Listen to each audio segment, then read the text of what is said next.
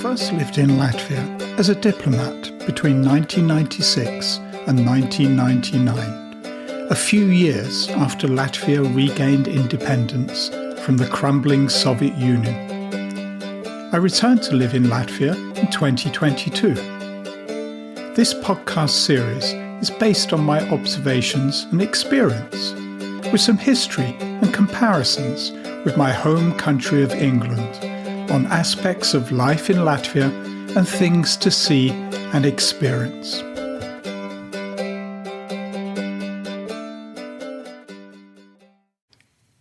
On the Suiti. The Suiti are a 400-year-old ethnic Latvian group. They are Catholic people in the centre of the Kurzeme region in western Latvia, surrounded by Lutherans, a kind of religious island with the town of Alsunga at its centre. They preserve their culture over the years by never marrying someone from a different ethnic group or religion. This has resulted in the Suiti developing distinct traditions. The Suiti are creative people with fantastic fabric designs. Their culture has been recognised internationally as the Suiti are listed on the UNESCO World List of Intangible Heritage. Let's explore Alsunga and find out more about the Suiti, their traditions, culture, textiles and costumes, and drone singing and bagpipes.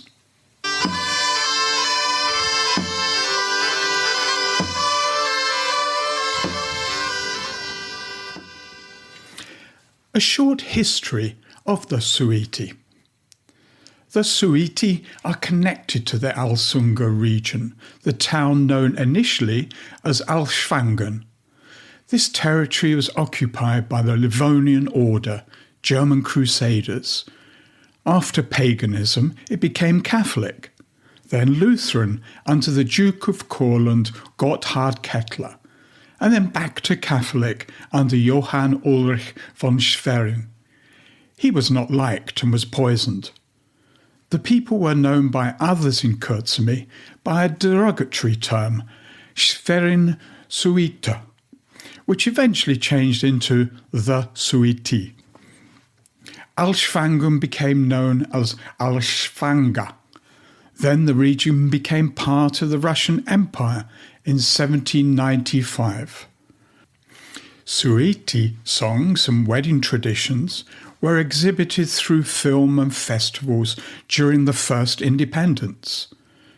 But during and after the Second World War, many Suiti families were deported to Siberia by the Russian occupiers.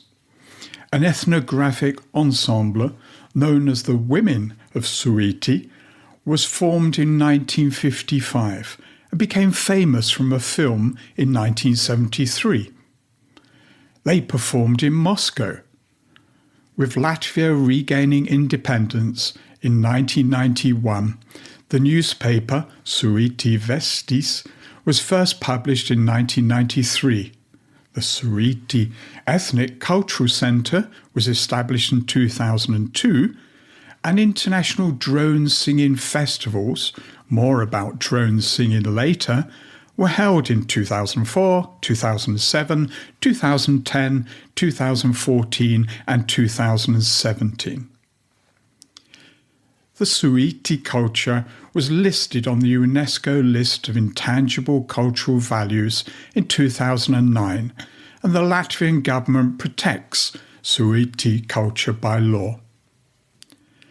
The Suiti live in and around Alsunga, Jurkalna and Gudanieki, and today around 2,000 people identify as Suiti. This is much lower than in the early 20th century, when there were 10,000 Suiti. Suiti people are often related to each other. It was regarded as a sin to marry someone from a different religion. This has helped to protect their unique identity and culture. The Suiti flag of half red and half white originated from the old Duchy of Courland, with a silver Catholic cross in the middle.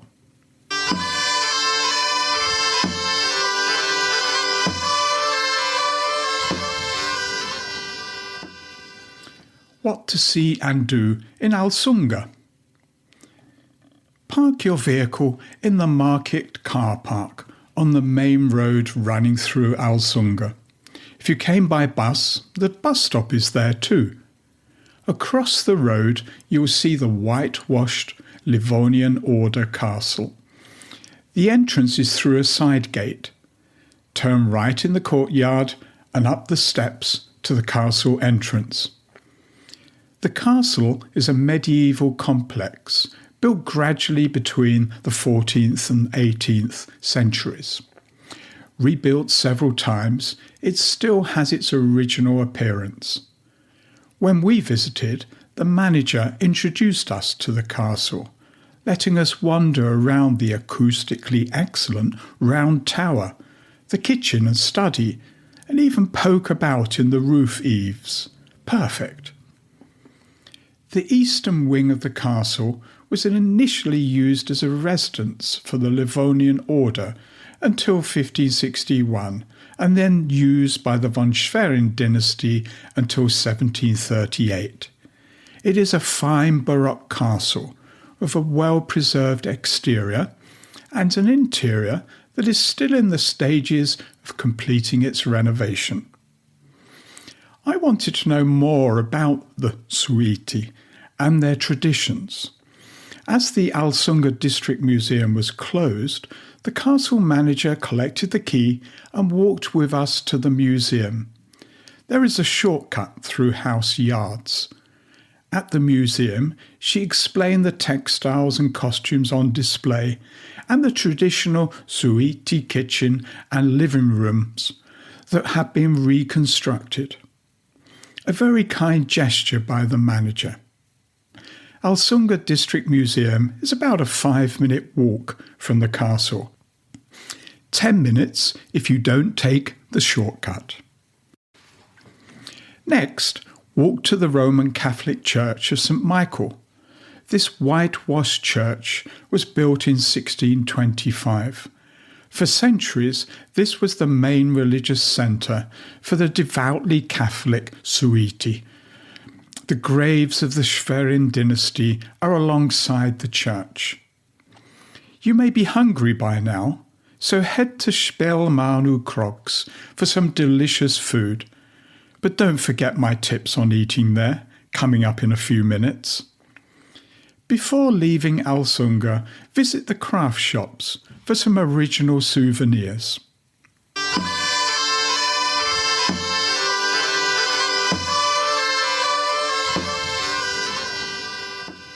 The Suiti language. The Suiti language is a dialect of Latvian that is in decline. It is based on the now lost Courlandian and nearly lost Livonian languages and includes words from Polish and German. There are few written records of the language, although there are 52,813 recorded folk songs. Very few people speak the Suiti language today, and most of them are elderly. Nowadays you can hear individual Suiti words inserted into conversations in Latvian. However, the language is kept alive by Suiti folklore ensembles who sing songs in the Suiti dialect.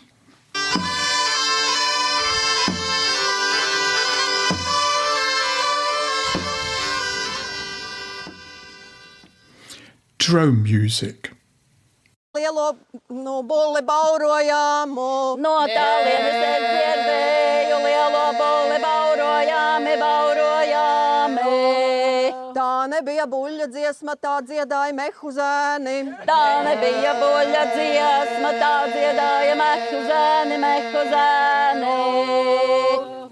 Suiti women sing drone music with drawn-out vowels. This is one of the oldest traditional vocal and instrumental music types. It is found in the Balkans, Carpathians, Georgia, Iberian Peninsula, and Kurzeme, Latvia. This pre-Christian singing style was traditionally used at celebrations, like weddings. There are several variations of drone singing, but usually a soloist sings a sentence and then the other singers repeat it as a drone song. Texts can be improvised based on the situation and context. Drone songs can be heard at the Alsunga Museum at events when Suiti folklore ensembles participate.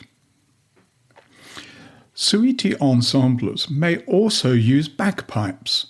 I haven't heard their use in the Baltics except by the excellent Estonian band Trad Attack, the kokla, a Latvian plucked string instrument, and animal horns.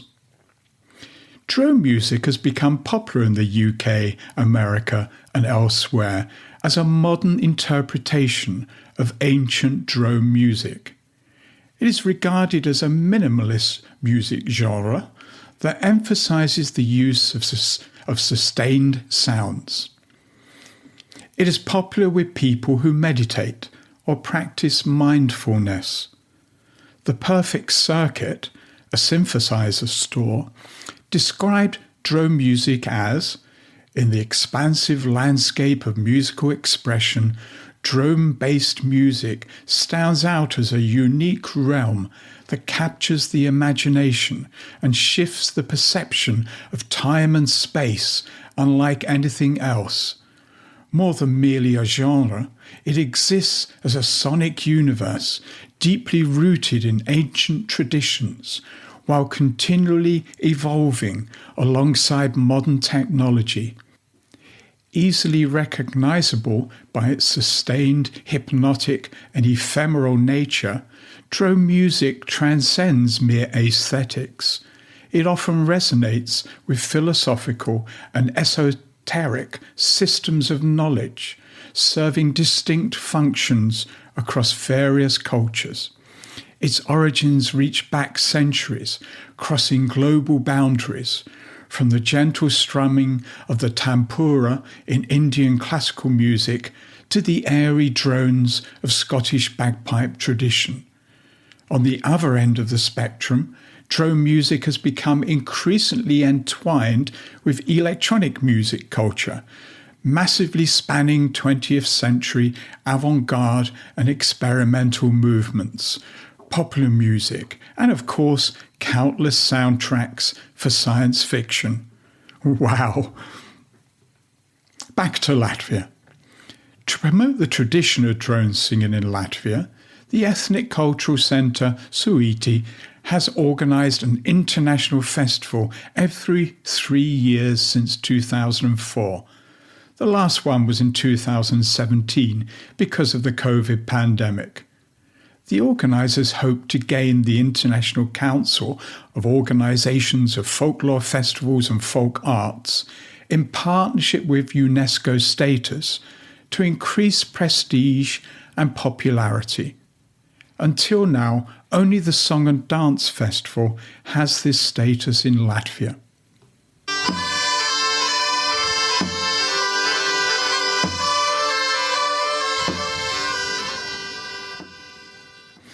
Suiti textiles and costumes. Suiti folk costumes differ significantly from other regions, with colourful skirts, collars, shawls and belts. These have often been handed down through generations, an original form of sustainability. Some elements of the folk costume have remained unchanged for centuries.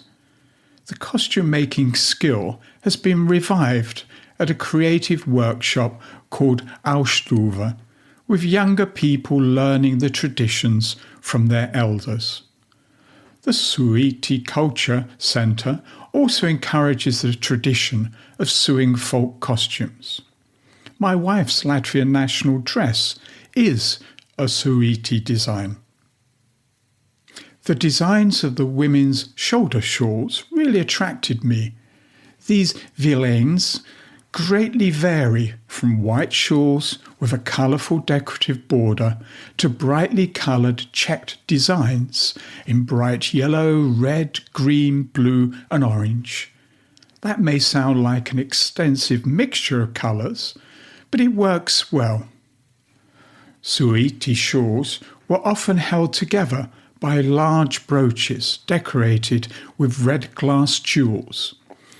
These were often handed down through generations. My favourite UK clothes designer is Paul Smith. I have several pieces of clothing from this designer, too many according to my wife. He has a signature stripe of a similar mix of colours that often appears either within a piece of clothing or throughout it. Although there is no link between the Suiti and Paul Smith, the use of colour and design is similar. Oh heaven!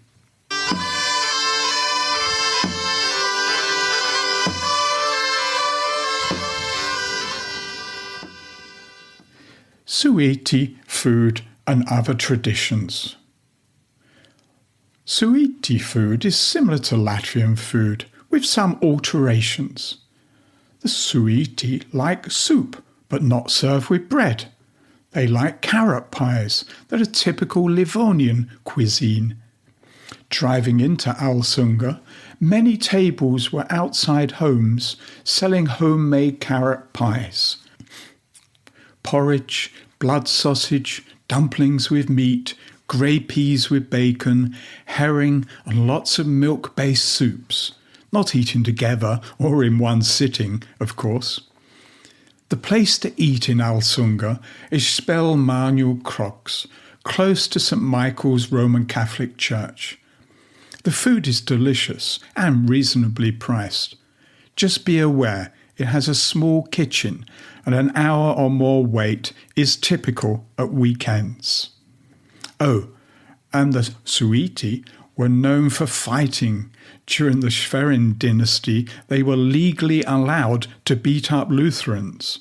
For being very conservative, they still dislike Lutherans, and for having sharp tongues.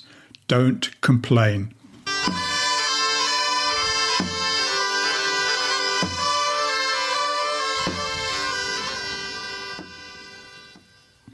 Ruch and Nori.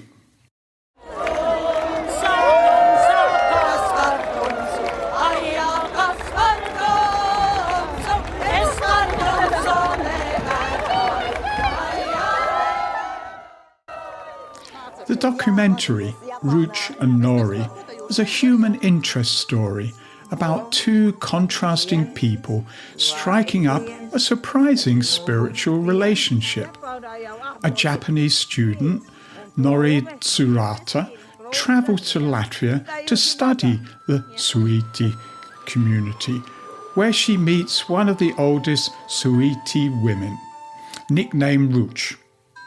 That changes her life forever, and their close bond doesn't break even after returning to Japan. Nori wishes she had two bodies to be in both places simultaneously. She thinks she has found her deceased grandma in Ruch, while Ruch worries about Nori being far out there and trembles when hearing of every earthquake in Japan. Ruch and Nori prove to us all that there are no borders to a genuine human relationship filled with laughter, caring and love. The film was released in 2015 and won 4 awards, including Best Documentary, in the Lilas Kristaps Awards, the highest award in Latvian cinema, given out at the Latvian National Film Festival. In 2016, Ruch, real name Maria Straimana, was given the highest Latvian honour, the Order of the 3 Stars, for her lifetime contribution to preserving and enriching the Suiti cultural heritage. Unfortunately, Ruch passed away in 2023. I think she was 91 years old.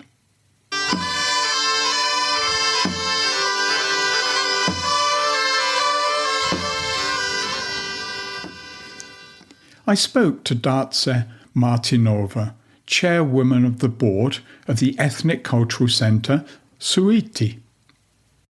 What makes the Suiti people different to other Latvians? Suiti ir tie paši latvieši. The Suiti are the same as the Latvians, but the Suiti have been shaped historically in various interesting ways. First of all, where the Suiti are located is the cultural and historical region of the Suiti. Is located in Latvia by the Baltic Sea in Kurzeme. You could say that the Suiti are in the middle of Kurzeme. Historically, this area has been influenced by Curonian and Liv cultures. You can see it very much in the Suiti people, their traditions and language. Thanks to various historical events, mostly connected with the introduction of Catholicism in the region, this isolation within Lutheran Kurzeme, a small island in the Suiti region, has led to the preservation of these unique traditions, which we now call the Suiti traditions. We are very proud of the fact that the Suiti efforts to highlight and preserve these traditions culminated in 2009 when Suiti culture was included on the UNESCO list of intangible cultural heritage in need of urgent rescue. How important is the Catholic Church to Suiti people, both in the past and in the present? Jāsaka tā, ka aptuveni 400 gadi atpakaļ. Some 400 years ago, this area was undergoing change. Until then, this area had been Lutheran. The Duke of Courland, the Schwerin family, ruled this territory, and Schwerin's son had his eye on a Polish aristocrat, Barbara, and was going to marry her. But the rule was that Schwerin's son, Ulrich, must convert to Catholicism. Of course, he wants to marry Barbara and also convert to Catholicism. But his father and family, who live here in Alsunga, are not very happy about that. But his father dies, and Ulrich returns to Alsunga to live with his Barbara. They are Catholic, and they gradually converted the local people to Catholicism. So this small area in the middle of Kurzeme becomes a Catholic island, and that separates this area from the rest of Kurzeme. A religious distinction that does not exist elsewhere in Kurzeme, and this unique Suiti tradition has survived to the present day. Today, these Catholic traditions are very important for the Suiti. They are respected. They are cherished. The Suiti also go to church in folk costumes on festivals. The Suiti sing folk songs in church, which are allowed to be sung in the church. We are a place where folk and Christian traditions mix very well and complement each other. I believe that Suiti people benefit greatly from this because there is no strict separation between folk and Catholic traditions. We are very rich because we have combined these two, I would even say very compatible traditions, and they can live side by side on an equal footing. Tell me about some interesting traditions still practiced by the Suiti people. Suiti ļoti bagāti ar dažādām tradīcijām, gan ar amatniecības, gan The Suiti are very rich in various traditions, crafts, folklore traditions, and the rites of celebration. One in particular that I am perhaps even afraid to single out, but which I would mention as very precious, is the Suiti wedding tradition. The Suiti wedding tradition encompasses, I would go so far as to say, the whole range of traditions that are possible in this region in terms of dress, singing, music, dancing and cooking. We are the inheritors of these traditions, and we honour them from time to time. Whether it is a performance or a wedding, some of these traditions are still being practiced today and are therefore not forgotten. We also talk about this a lot. Folklore groups also try to perform and show about it as much as possible. Of course, in a natural environment, it is not like an artificial theatre integrated into the local cultural environment. The design of Suiti costumes often use a bright, eclectic mix of colours that reminds me of my favourite British designer, Paul Smith, especially the patterns used in women's shawls and knitted mittens and socks. How did these designs originate, and how is that artisan craft supported nowadays? Es tagad vēlos būt ļoti lielīga un teikt to, ka Now I want to be very boastful and say that I already think that the Suiti costume is the most magnificent in Latvia. And I also want to say that it is very popular among different groups, whether they are choristers or dancers or folklorists, because who does not like bright colours? It is the Suiti costume that is very colourful. I would also like to say classic, because in both men and women, these long skirts or jackets are very classic in the cut. People like to have their bodies highlighted. These colours came in the second half of the 18th century. During the time of Duke Jakob, when trade with other parts of the world was flourishing, colours and dyes were brought in that many people had access to, and gradually the blue and the blue-brown that was worn in the previous period, or the brown shades, start to become much more vivid. But I would also like to say that there is a constant evolution of costume culture, not only here, but all over Latvia and Europe.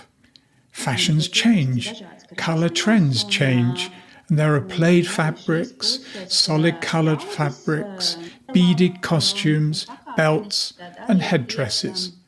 But in any case, here this tradition is coming in and it is lasting. For the Suiti women, these brightly coloured shawls are one of the Suiti trademarks, and the same with the bright socks and gloves. I would like to say that socks and gloves are definitely the most glamorous in Latvia, because there is no other sock like the one worn by the Suiti women. Regarding knitting and choice of patterns, the socks of the Suiti women are the richest and most complex. I think there are various historical myths about why there are such bright colours in different garments. As I said before, this is a Catholic island, a large community, and Lutheran Kurzeme surrounds it. There is a myth that, to distinguish these people, the Suiti have bright colours in their clothes, and the Lutheran people have more modest colours. This can be seen today when studying the details of the Suiti costume. Exactly, the vildranas, vilaines, runci, socks, gloves, everything is very colourful. Red is used a lot, yellow, green. The combination of these colours creates that interesting brightness, that Suiti brightness, and the Suiti style that we know now. If she comes with her bright dress, it really seems that you have to make way for her because she is so bright and so grand and stately. You have a lovely website at suiti.lv with information in English and Latvian, of course, and beautiful pictures. How else can people, tourists or those who are interested, get to know about the Suiti people? I have to say that the Ethnic Culture Centre does not really deal with tourists.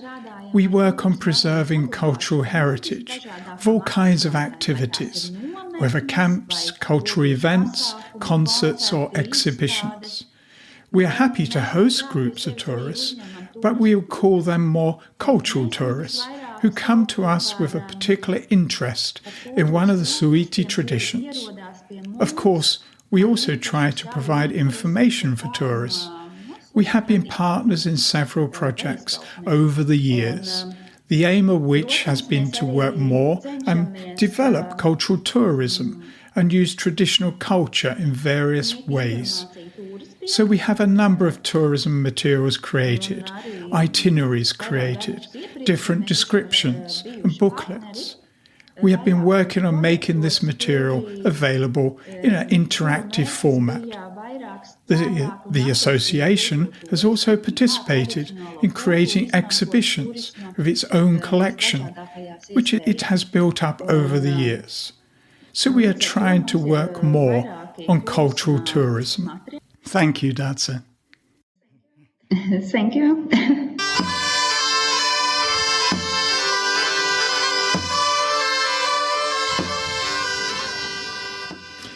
In conclusion, the Suiti have a rich cultural tradition. The woven and knitted designs of clothing are amazing. The drone singing is mesmerizing. Alsunga and the Suiti culture are less explored by visitors to Latvia, maybe not even by many Latvians, because Alsunga is in a more remote part of the country. However, it is well worth the trip, and I'm sure you will receive the same hospitality as we did.